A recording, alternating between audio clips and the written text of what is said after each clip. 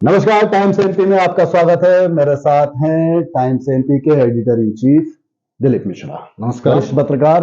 और जाहिर है चर्चा चुनाव की, और आज नामांकन का आखिरी दिन था। मतलब नामांकन हो चुके, उम्मीदवार तय हो चुके। अब शुरुआती दौर, तो दर्शकों हम आपको बता दें कि शुरुआती दौर में किस तरह से चुनाव को हम देखते हैं और इस वक्त किस तरह की चर्चाएं हैं, बिल्कुल शुरुआती रुझान। और उसको लेकर दिलीप जी पहले तो आप बतलाएं, और कुछ जो मैंने देखा फिर वो मैं बतलाऊं। अरविंद जी, जहां तक जैसा आपने बताया कि नामांकन का आज आखिरी दिन है, तो निर्वाचन आयोग की वेबसाइट के हिसाब से देखा जाए तो 10 प्रत्याशी अपना नामांकन दाखिल कर चुके हैं। ठीक है, 2 तारीख को नामांकन वापसी है। ठीक है। लेकिन बात अगर देवास की जाए तो मुख्य मुकाबला तो भाजपा प्रत्याशी गायत्री राजे पवार और कांग्रेस के प्रदीप चौधरी के बीच में ही होना है। ठीक है, हम देवास की भी बात करेंगे, अन्य तहसीलों की बात करेंगे। आज देवास को लेकर बिल्कुल आप बात करते हैं, क्योंकि कम समय में ज्यादा से ज्यादा सूचनाएं पहुंचाना भी हमारा एक उद्देश्य होना चाहिए। बिल्कुल बिल्कुल। और देवास विधानसभा क्षेत्र में दोनों ही दलों के प्रत्याशी प्रचार प्रसार में जुटे हुए हैं। जनसंपर्क अभियान चल रहा है। जैसा कि आप जानते ही हैं, भाजपा प्रत्याशी गायत्री राजे पवार विभिन्न समाजों के सम्मेलन के जरिए लोगों तक पहुंच रही हैं। वो काफी समय से, क्योंकि वो तय था उनको टिकट मिलना, तो पिछले काफी समय से, या कह लीजिए कई महीनों से भी कह सकते हैं, वो लगातार एक संपर्क बना रही थी। हर मोहल्लों में वार्ड वाइज जाके अपने कार्यकर्ताओं से तय करके और अलग अलग सेक्टर्स में जाके बकायदा वो लोगों से मिलजुल रही थी। ये काफी लंबे समय तक चल रहा है। तो उसने कितना, तो प्रदीप चौधरी भी कहीं ना कहीं कुछ कर ही रहे थे। प्रदीप चौधरी वार्ड वाइज जनसंपर्क कर रहे हैं। वो भी शुरू से करते आ रहा है कि तय था कि मेरे को टिकट मिलेगा ही, और मुझे नहीं तय था। तो वो चूंकि वो भी आश्वस्त थे, तो वो उन्होंने जैसे कांवड़ यात्रा निकाली थी, इस बार की उनकी कांवड़ यात्रा काफी ऐतिहासिक रही, बड़ी रही है। तो वो भी मतलब जनता से जुड़ने का प्रयास करते रहे हैं, जुड़े भी रहे हैं। तो इस हिसाब से देवास में इस बार का मुकाबला पिछले चुनाव के बनिस्बत ज्यादा रोचक देखने को मिल रहा है, क्योंकि एक ऐसा कैंडिडेट जो तय मान के चल रहा था कि मुझे टिकट लेना ही है, मिलेगा कि नहीं मिलेगा कांग्रेस में ये अपनी जगह पर है, लेकिन प्रदीप चौधरी का ऐसा लग रहा था कि मुझे मिलेगा ही, मेरे को लेना ही है। उनका एटीट्यूड, उनका परसोना, उनका जो काम करने का तरीका, वो सब उसी तरीके से था। वो उन्होंने सिद्धि विनायक के समय, कोरोना काल के समय किए गए कामों को सामने समय समय पर रखा। बीच में अतिक्रमण को लेकर भी काफी कुछ चर्चाओं के केंद्र में वो रहे। राज परिवार, क्योंकि सबसे मैं आपसे इस पे आऊंगा कि कहा गया प्रदीप चौधरी ने पहले से ही उनके जो ऑटो रिक्शा थे उसके ऊपर आपने बैनर्स देखे, राजा चाहिए या सेवक। यानी सबसे पहले उन्होंने राजा और सेवक के बीच का ये मुकाबला बना दिया शुरू में, और वो लोगों के बीच में कहीं ना कहीं वो लोग पढ़ते हैं और चर्चा भी करते हैं।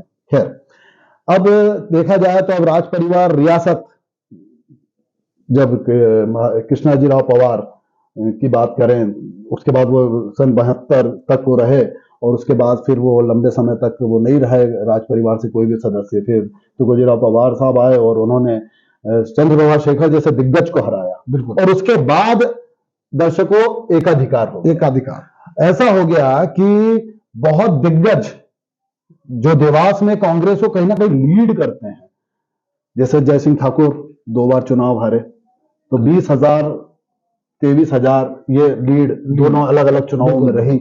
जयप्रकाश शास्त्री, वो भी कोई छोटा नाम नहीं है, बहुत सम्मान के साथ देवास की कांग्रेस में लिया जाने वाला नाम, जो छात्र राजनीति से चले, तो वो भी कोई कमजोर प्रत्याशी नहीं थे। और ये वो है जो बरसों बरस से राजनीति करते चले आ रहे हैं। बिल्कुल। और प्रदीप चौधरी के जो नाना, उन्होंने अच्छी खासी टक्कर दी थी रतनलाल चौधरी ने। वो मार्जिन बहुत सीमित 7-8 हजार तक करके रख दिया था। मैं जो हमारे मतदाता उनको बताना चाह रहा हूं। और उसके बाद फिर परिसीमन हुआ। अब मेरे को यहाँ कहना है परिसीमन किया गया, अब वो भी अपनी चर्चाओं में विषय में रहा।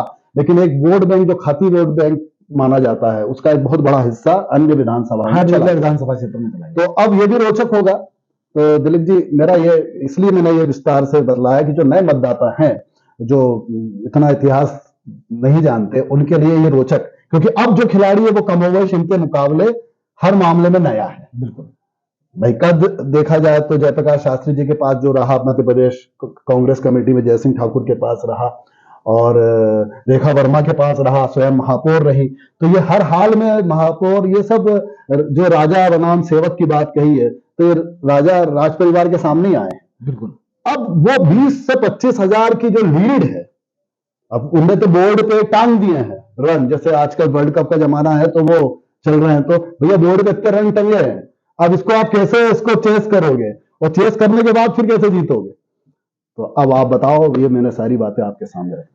देखिए अरविंद जी, जिस तरह से राजा और सेवक का मुद्दा प्रदीप चौधरी ने बनाया, उनके प्रचार वाहनों में सीधा सीधा एक ही चीज है, राजा चाहिए या सेवक।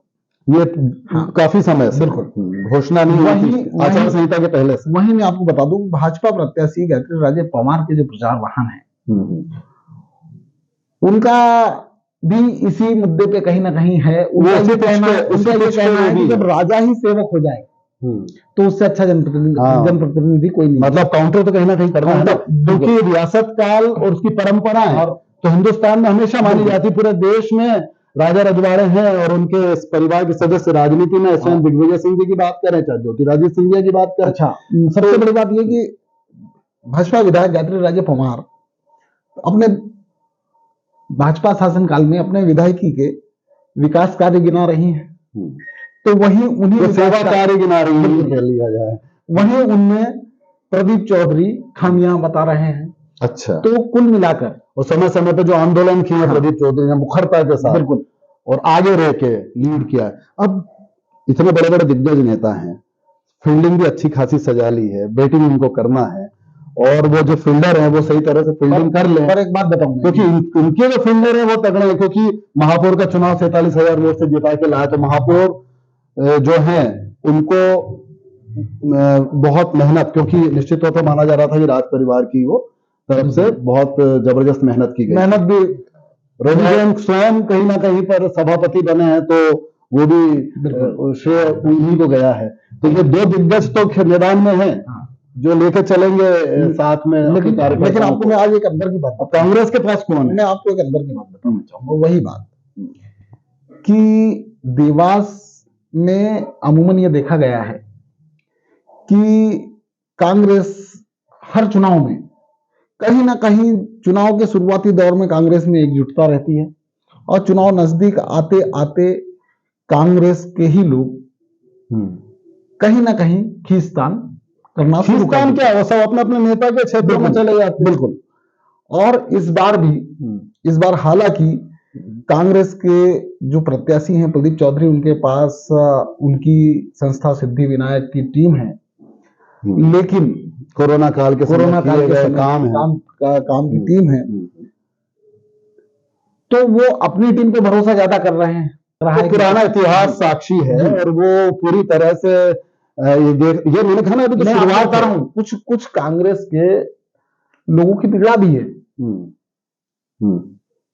आज मैं आपको बताऊं कि कल प्रदीप चौधरी का जनसंपर्क था वार्ड क्रमांक 40 में। मैं वहां जायजा लेने गया था, देखा मैंने। हाँ, ये तो आपको निरंतर हमको करना है। तो वहां पर जो चीज देखी, तो अगर कांग्रेस के पुराने नेताओं की बात करें तो राजेश राठौर, अपने विक्रम पटेल, तो विक्रम पटेल चूंकि उनके रिश्तेदार भी हैं और उसी क्षेत्र से आते हैं। इनके अलावा जो शहर के बड़े कांग्रेसी नेता हैं, ना जयसिंह ठाकुर नजर आए, ना मनोज राजानी नजर आए, ना रेखा वर्मा नजर आई, ना भगवान सिंह चावड़ा। मतलब जिस तरह से कांग्रेस के जो नेता हैं देवास के, वो उनके जनसंपर्क में, प्रचार में जिस तरीके से भिड़ना चाहिए, वो एक कमी कहीं ना कहीं देखने को मिल रही है। एक दिशा में आपको पूरी जो ताकत, मैंने कहा ना, जो फील्डिंग सजी है, उसके अंदर एक से बढ़कर एक दिग्गज है। हाँ। अब वो कौन सा दिग्गज अपनी टीम को लेके आगे चलेगा? तो यहाँ पर तो दो फ्रंट फुट पे है, क्योंकि वो निश्चित तौर पे एक महापौर हैं और एक अध्यक्ष हैं। बिल्कुल। वहां पर पुराने महापौर हैं दो और एक जो है छात्र राजनीति से उनके गुरु है। और आपको अब ये सभी लोग दिलचस्प बना सके अगर देवास के रण क्षेत्र को राजनीति आनंद। आपको एक बात और बताऊं, कांग्रेस देवास शहर कांग्रेस अध्यक्ष मनोज राजन, हाँ वो अपने आप में, लेकिन वो सज्जन वर्मा जी के बहुत कट्टर समर्थक माने जाते हैं, और उनके बहुत ही उनका विधानसभा क्षेत्र भी संभालना है, उनको और वो तो इसमें तो बैराग्य है, उनका ध्यान ज्यादातर सोनकच्छ विधानसभा क्षेत्र में रहना। लेकिन वो तो देवास के प्रति भी जिम्मेदारी तो निभाना, वरना तो वो तो सवाल ही नहीं उठता। जवाबदेही, पर फिर भी ज्यादा ध्यान जो है कहीं ना कहीं, मैंने कहा ना कि अपने अपने नेता के क्षेत्र में अक्सर विधानसभाओं के चुनाव में देखा है कि कोई अपने अरुण यादव जी के क्षेत्र में चला गया, तो कोई अपने कमलनाथ जी के क्षेत्र में चला गया, कोई दिग्विजय सिंह के क्षेत्र में चला गया। शायद यहाँ पर वो शायद इन चीजों को देखते हुए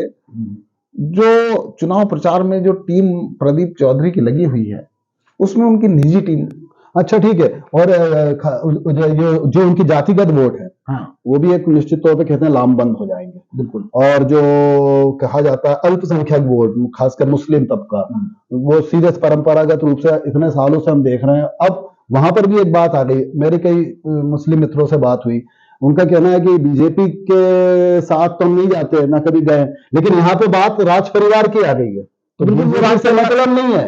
अब वो राज परिवार का मामला आ गया, तो वो राजा या सेवक में वो राजा की तरफ बात करने लगे। तो ये राजा चाहिए या सेवक, ये अपने आप में है, और अभी इसको शुरुआती दौर में यही सेट होगा कि किस पिच पे चुनाव लड़ा जाएगा। तो वैसे एक बात और बताऊं मैं, अभी तो कुछ भी कह पाना बहुत जल्दबाजी होगा, अभी तो शुरुआती दौर है। शुरुआत में जो हमने देखा वो आपको बताया, जो आप देखेंगे वो कमेंट में हमें बताइए। लेकिन 2-4 दिन के बाद कहीं ना कहीं बादल साफ होते नजर आएंगे और स्थितियां स्पष्ट नजर आने लगेंगी। हम आपको ये शुरुआती एक बात और बता दूं, देवास जिले में 8 तारीख को प्रियंका गांधी आ रही हैं, खातेगांव क्षेत्र में, जिले में आएगी। अच्छा।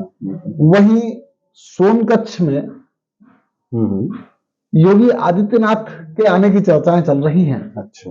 और ऐसे प्रचार प्रचार आना शुरू हो जाएंगे, तो कहीं ना कहीं ये चीजें जो हैं समीकरण को प्रभावित, वो एक अपना एक फैक्टर होता है। और अभी ये हमने तो इस विषय पे बात नहीं करी, हमने सिर्फ प्रत्याशियों पे बात की है ना। अभी हमने कोई शिवराज सरकार की बात की है ना, भाजपा सरकार की बात की है ना, मोदी फैक्टर की बात की। अभी ये सब तो अपनी जगह पर, ये कैसे काम करेंगे, अभी तो हमने सिर्फ प्रत्याशियों की बात की है, उनके इतिहास की बात की है, या किस तरह से देवास का चुनाव, और खासकर जो हमारे युवा मतदाता हैं जो पहली बार मत देंगे, उनके लिए विश्लेषण कहीं ना कहीं कारगर साबित होगा। इसलिए वोट अवश्य दीजिए।